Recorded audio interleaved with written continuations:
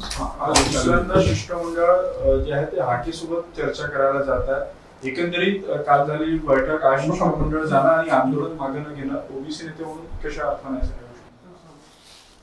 नाही, हे बघा की सर्वात आधी मी आपल्या माध्यमातून उपोषण करते आणि काल शिष्टमंडळामध्ये जे ओबीसी नेते सहभागी झाले होते त्या सर्वांचं मनापासून अभिनंदन करतो की सर्व राजकीय नेते या निमित्ताने त्या शिष्टमंडळामध्ये सहभागी झाले आणि ओबीसी समाजाचे काय प्रश्न आहे ते त्यांनी समजून घेण्याचा प्रयत्न केला आणि सरकारपुढे ते प्रश्न लवकरात लवकर सोडविण्यासाठी जो आग्रह धरला तो खरंच अभिनंदनीय आहे।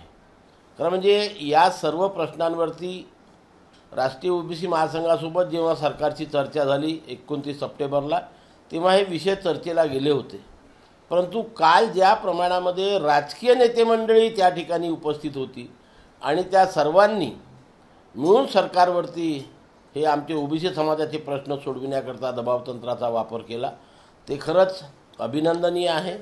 सुरुवातीपासून सर्व ओबीसी समाजाची मागणी आहे की कुठल्याही परिस्थितीत मराठा समाजाला ओबीसीतनं आरक्षण देता कामा नये, सरसकट कुणब्यांची प्रमाणपत्र देता कामा नये। तेच विषय कालच्या याच्यामध्ये पुन्हा चर्चेला गेले आणि पुन्हा सरकारने आश्वासन दिलं की आम्ही ओबीसीच्या आरक्षणातनं मराठा समाजाला आरक्षण देणार नाही। त्याची पुनरावृत्ती झाली, याचा मला फार आनंद आहे। इतरही प्रश्न त्या ठिकाणी चर्चेला गेले, परंतु याच्यामध्ये महत्त्वाचे जे प्रश्न आहे की सगळे सोयऱ्याच्या बाबतीमध्ये 29 तारखेला काहीतरी सरकारसोबत चर्चा होणार आहे आणि मी सुरुवातीला सांगितलं की या सगळ्या सोयऱ्याच्या याच्यामुळे ओबीसी समाजाचं नुकसान होणार नाही, परंतु जर काही कोणाच्या शंका असेल, कुशंका असेल, डाऊट असेल तर ते 29 तारखेला दूर होतील आणि या ओबीसी समाजाला न्याय मिळेल अशी मी अपेक्षा करतो। महायुतीबद्दल त्यांनी त्या ठिकाणी प्रश्न उठवला, तो अभिनंदनीय आहे की आमची नेहमी मागणी आली की महायुतीला जास्तीत जास्त निधी सरकारने द्यायला पाहिजे, लोकसंख्येच्या प्रमाणामध्ये निधी द्यायला पाहिजे।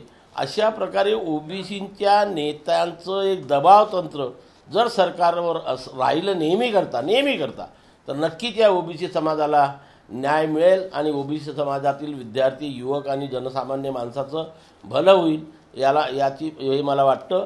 आणि म्हणून पण हे करत असताना सरकारने जे 72 हॉस्टेल सुरू करण्याचा निर्णय घेतला, सुरूही केले, परंतु ते हॉस्टेल अजूनपर्यंत सुरू झालेले नाही।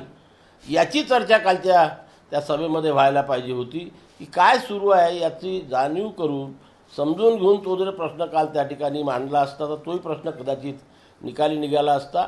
बिहार राज्याने ज्याप्रमाणे बिहारमध्ये सर्व जातींची जातनिहाय जनगणना केली तशीच जातनिहाय जनगणना महाराष्ट्रामध्ये सुद्धा करण्यात यावी ही आग्रहाची मागणी आम्ही 29 सप्टेंबरला मांडली होती। तेव्हा सरकार सकारात्मक आहे आणि लवकर याच्यावरती आम्ही निर्णय घेऊ असं आश्वासन दिलं होतं, ज्याची पूर्तता अजून झालेली नाही।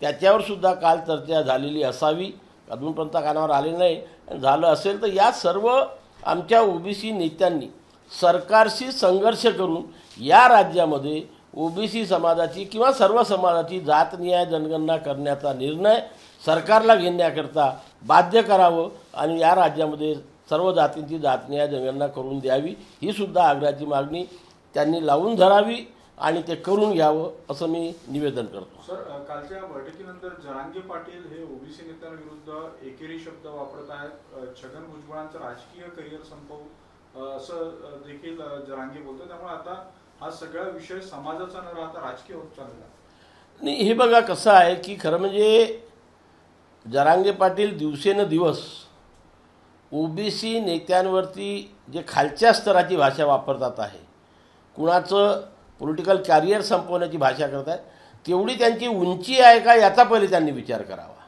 एखाद्या व्यक्तीचं पॉलिटिकल कॅरियर संपवणं म्हणजे हे नाही आणि कोण किती प्रमाणामध्ये आहे। तुम्ही जर एखाद्या तुमच्या जातीच्या मी तर जाती म्हणतो तुमच्या जातीच्या भरोशावर त्यांचं राजकीय आरक्षण संपवण्याची गोष्ट करत असाल तर तुमच्यापेक्षा जास्त संख्येने ओबीसी भुजबळ साहेबांच्या पाठीमागे उभे राहील आणि त्यांचं राजकीय अस्तित्व संपू देणार नाही.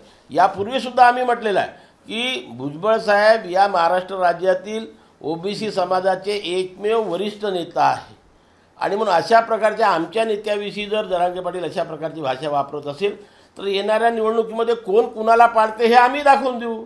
ती जर ओबीसी नेत्याला पाळण्याची भाषा करत असेल तर आम्ही काय आपल्या घरामध्ये चुलीजवळ बसणार नाही. तेवढ्याच ताकदीने ओबीसी समाजसुद्धा रस्त्यावरती बाहेर पडेल. आणि मी तर आता जे आंदोलन करते आहे लक्ष्मण हाके असो यांचं मनापासून अभिनंदन करतो की या निमित्ताने संपूर्ण महाराष्ट्रातला ओबीसी समाज विदर्भापासून तर कोकणापर्यंत पश्चिम महाराष्ट्रापासून तर मराठवाड्यापर्यंत हा एकवटला गेलेला आहे.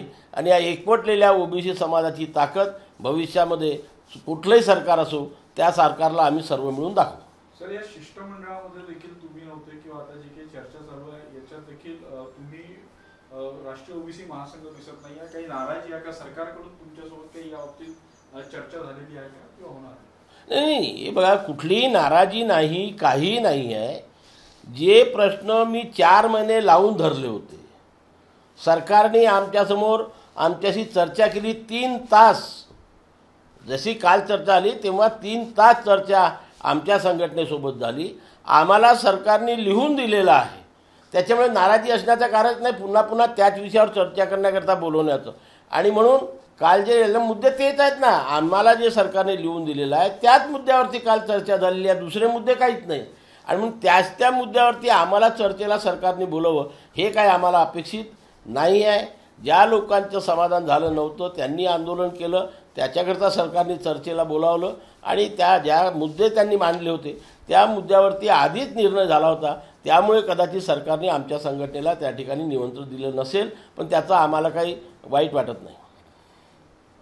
54 लाख ज्या नोंदी सापडल्या गेल्या कुंभीच्या त्या रद्द करण्याची मागणी जी आहे ती ओबीसी कडून केली जात आहे. तर जरांगे पाटील म्हणताय की देव उतरला तरी ती रद्द केलं जाऊ शकत नाही. याचं कसं? नाही, हे बघा, जरांगे पाटील असो किंवा आमच्या ओबीसी मंडळी असो, माझ्या दोन्ही समूहाला एक निवेदन आहे की या 54 लाख किंवा 57 लाखाचा जो आकडा वारंवार सांगितला जातो, यापूर्वीसुद्धा तुम्हा सर्व लोकांना आठवत असेल की मी त्याच्यावरती बोललेलो आहे की या 57 लाखामध्ये 95 का 99% नोंदी ह्या जरांगे पाटलाच्या आंदोलनाच्या पूर्वीच्या आहेत. या आंदोलनाचा आणि त्या नोंदीचा काही संबंध नाही. सर्व लोकांनी, आम्ही तर मागेसुद्धा मागणी केली होती की सरकारने एक व्हाईट पेपर पब्लिश करावा की जरांगेच्या आंदोलनाच्या पूर्वी किती नोंदी आणि जरांगे साहेबांचं आंदोलन सुरू झाल्यानंतर किती नोंदी. मी आकडेवारी त्यावेळेस जाहीर केली होती की यांचं आंदोलन सुरू झाल्यानंतर फक्त संपूर्ण महाराष्ट्रामध्ये 2 लाख नवीन प्रमाणपत्र दिल्या गेले आणि त्या 2 लाखामध्ये सुद्धा ज्यांचे मुलं पहिल्यांदा 10वा वर्ग पास झाले, 12 वर्ग पास झाले आणि ज्यांच्या जुन्या नोंदी आहे त्यांनी काढलेल्या आहे. नवीन प्रमाणपत्र नगण्य आहे. फक्त मराठवाड्यामध्ये 10,000 प्रमाणपत्र नवीन दिलेले आहे, पण त्या 10,000मध्ये सुद्धा जुन्या लोकांचा समावेश आहे. त्याच्यामुळे पूर्ण 10,000 नवीन आहे असं मी म्हणणार नाही. परंतु या 57 लाख 54 लाख सांगून मराठा समाजाची दिशाभूल होते आहे आणि ओबीसी समाजाची दिशाभूल आहे. म्हणून नेत्यांनी हे समजून घ्यावं की वास्तविकता काय आहे. ह्या 57 लाख नोंदी म्हणजे जरांगे पाटलांचं आंदोलन सुरू झाल्यानंतरच्या नाही आहे. 1947 पासून भारत स्वतंत्र झाला किंवा त्याच्या आधीपासूनच्या नोंदी आहेत त्या आंदोलनापूर्वीच्या. म्हणून तुम्ही शिंदे समिती जी बसविण्यात आली होती त्या शिंदे समितीला जो टास्क देण्यात आला होता तो टास्क असा होता की सुरुवातीपासून कुणाकुणाच्या महसुली, शैक्षणिक किंवा इतर कागदपत्र जे त्यांनी नंतर ग्राह्य धरले होते त्याच्यामध्ये कुणबी, मराठा कुणबी आणि कुणबी मराठा हे 3 शब्द याचा उपयोग आहे. या 3 याची नोंद आहे. तर 1947-48 पूर्वीच्या आमच्या ज्या कुणबी नोंदी आहेत त्या का नव्याने सापडलेल्या आहे का? पिढ्याने आम्ही कुणबी आहोत. मग आपल्या विदर्भामध्येतल्या 37 लाख नोंदी आहेत 57 पैकी. मग विदर्भामधले काय नवीन नोंदी आहेत का? प्रत्येकाजवळ कुणब्याचं प्रमाणपत्र आहे, ओबीसीचं प्रमाणपत्र आहे. याची दोन्ही साईडच्या लोकांनी नोंद घ्यावी आणि तशा प्रकारे वक्तव्य करावं. काल पंकजा मुंडेंनी ट्विट केले दोन्ही आंदोलनासंदर्भात तुलनात्मक आंदोलन कसं करावं आणि अभ्यासपूर्ण आणि भावना हात कसा घालावा आणि घटनेबद्दल आदर कसं ठेवायचं शिकायचं असेल तर वडीलबुद्री येथे पहा असं त्यांनी म्हटलं. तुम्ही अनेक आंदोलन केले आहेत, तुम्हाला काय वाटतं घटनेला धरून मुद्देशीर मांडणी अंतरवाली सराटीत केली जाते? हे बघा, संपूर्ण महाराष्ट्राला माहीत आहे की आम्हीसुद्धा आता 2016पासून सातत्याने ओबीसी समाजाच्या उत्थानासाठी सतत धरणे, निदर्शने, मोर्चे, अधिवेशनाच्या माध्यमातून आम्ही करत असतो. सप्टेंबर महिन्यामध्ये पूर्ण महिनाभर आम्ही उपोषणावर बसलो केलं आणि आमचे सर्व प्रश्न हे शांततेने आणि संविधानिक मार्गाने आणि संविधानिक प्रश्न घेऊन आम्ही संघर्ष केला. आणि म्हणून 2016पासून जेव्हापासून राष्ट्रीय ओबीसी महासंघाने या ओबीसीचं काम आपल्या हातामध्ये घेतलं तेव्हापासून आतापर्यंत केंद्र आणि राज्य सरकारकडनं 48 GR आमच्या संघटनेने काढले आहे. कुठल्या दुसऱ्या संघटनेने दावा करावा की आमच्यामुळे निघालेले आहे. आम्ही सतत पाठपुरावा करतो, सरकारसोबत चर्चा करतो, मुद्दे मांडतो. कुठलाही मुद्दा सरकारला पटवून द्यायला वेळ लागत असतो आणि अशा वेळ देऊ आम्ही योग्य त्या मार्गाने आतापर्यंत 48 GR काढलेले आहे. आणि म्हणून ते पण आंदोलन शांततेने झालं, त्याच्याबद्दल त्यांनी ते ट्विट केलं असेल. पण आम्ही जे वेगवेगळे आंदोलनं झाले त्याच्याविषयी सुद्धा कधीतरी त्यांनी ते ट्विट करावं अशी अपेक्षा आम्ही नक्कीच करणार. सर, ते बिहारमध्ये 65% आरक्षणाची जी मर्यादा होती ते कोर्टाने रद्द केलेली आहे. पुन्हा एकदा SC, ST आणि OBC पूर्ण आरक्षणाचा मुद्दा पुन्हा एकदा आहे. हे बघा, त्याच्यावरती वारंवार आतापर्यंत अनेक निर्णय लागलेले आहे. 1992मध्ये इंदिरा साहनीचं जे जजमेंट आहे की SC, ST आणि OBC या तिन्ही कॅटेगरी मिळून एकूण आरक्षण 50%पेक्षा जास्त देता येत नाही किंवा येणार नाही हा निर्णय. आणि तेव्हापासून ज्या राज्यांनी 50%पेक्षा जास्त आरक्षण देण्याचा या SC, ST, OBCला प्रयत्न केला तेव्हा हायकोर्टामध्ये ते फेटाळलं गेलं आणि सुप्रीम कोर्टामध्ये सुद्धा फेटाळलं गेलं. आणि म्हणून आम्ही सुरुवातीपासून जी मागणी करतो आहे, मला तर वाटतं पुन्हा देशातनं ही मागणी पुढे यायला पाहिजे की 1992मध्ये सर्वोच्च न्यायालयाने SC, ST, OBCच्या आरक्षणाची जी मर्यादा 50% घालून दिलेली आहे ती लोकसभा आणि राज्यसभेमध्ये कायदा करून रद्द करावी आणि प्रत्येक राज्याला मागासलेल्या जातीला त्यांच्या लोकसंख्येच्या प्रमाणामध्ये आरक्षण देण्याचं स्वतंत्र द्यावं. तेव्हाच हा प्रश्न सुटेल. आज एवढ्या राज्यामध्ये आरक्षणाचा प्रश्न चालू आहे. कुठल्याही राज्य ते सोडवू शकत नाही कारण ती 50%ची मर्यादा आडवी येते. आणि म्हणून सर्व राज्यांनी केंद्रावरती प्रेशर आणावं आणि SC, ST, OBCला न्याय मिळवून द्यायचा असेल तर 50%ची मर्यादा रद्द करावी. ABP माझा, उघडा डोळे बघा नीट.